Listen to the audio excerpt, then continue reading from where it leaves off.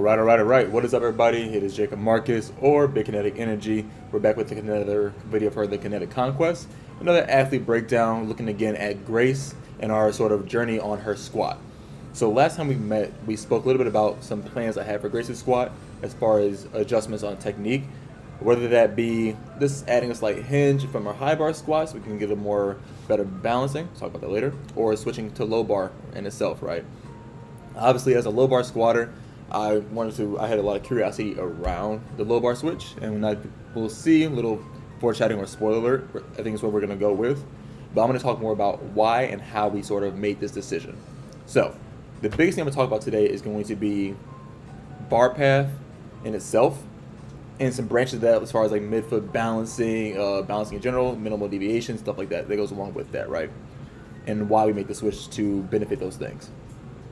So, the issue we were having was the deviation in the high bar was a little too apparent even at these lower loads. As far as the ease of the squats themselves, it wasn't an issue. But knowing that the work we're doing right now is RP 5 to 6 and we're having this deviation, when we look forward to RP 7s, 8s, potentially 9s in the future when we have heavier loads on our back, that deviation has become more and more apparent. So I wanted to try to squash that as soon as possible. Little side note, obviously this is me recording the videos, so my positioning itself is not perfect, so we'll give it a little grain of salt, but we'll still be able to see what we need to see today. So what are we trying to look for? As often as possible, we have this 90-degree line placed generally over midfoot. We want to have as linear of a path on top of that midfoot balancing point as we can with our load, that we can stay balanced. When we are feeling balanced and we have equal pressure across our entire foot, we can produce the most force possible. So that's what we're trying to achieve here. If we look a little bit at the first squat itself, right, let's go full speed first, the high bar squat. Even here, we can see a little bit of the rounding motion as we sort of come down and we have to loop back around there. That's what we're trying to avoid here.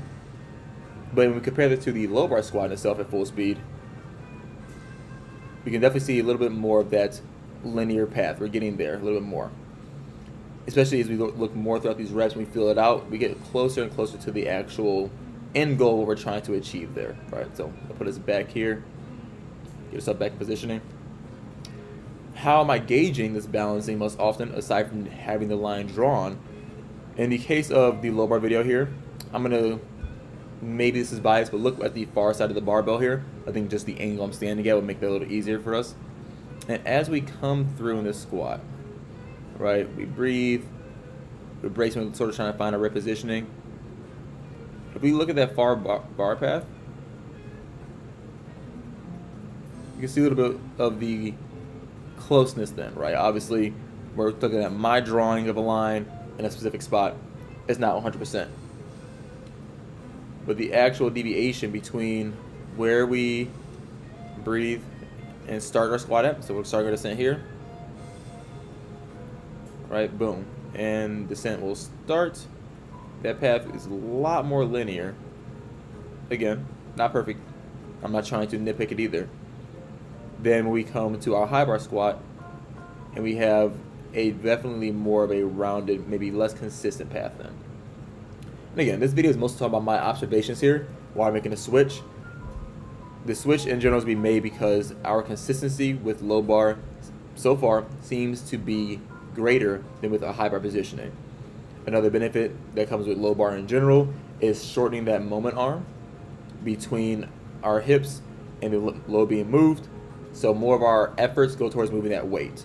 Way I like to explain it is, let's just say they have 200 pounds on the bar.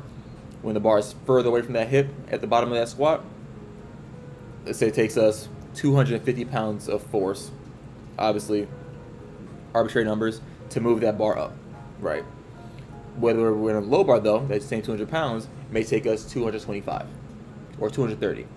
There's a little bit less effort from our end to move the same weight. So I think if it lines up positioning wise, if it feels comfortable for the lifter, if we can keep our balance, I think it's definitely worth giving it a shot in the long run to getting the most improvement in our squat overall. So that's the decision we made. We're going to be sticking with low bar for a while. Obviously, I'll keep doing check-ins with you guys so we can see how it goes for us. We're getting into week 2 of this prep now, week 2 of this program, I'll say. And towards the end of this block, we'll have a little bit more of a push towards heavier loads. So we'll definitely be able to see the differences among our squatting. So with that being said, thank you for tuning in to the Kinetic Conquest. I'm Jacob Marcus and or Big Kinetic Energy, and I'll talk to you guys again real soon.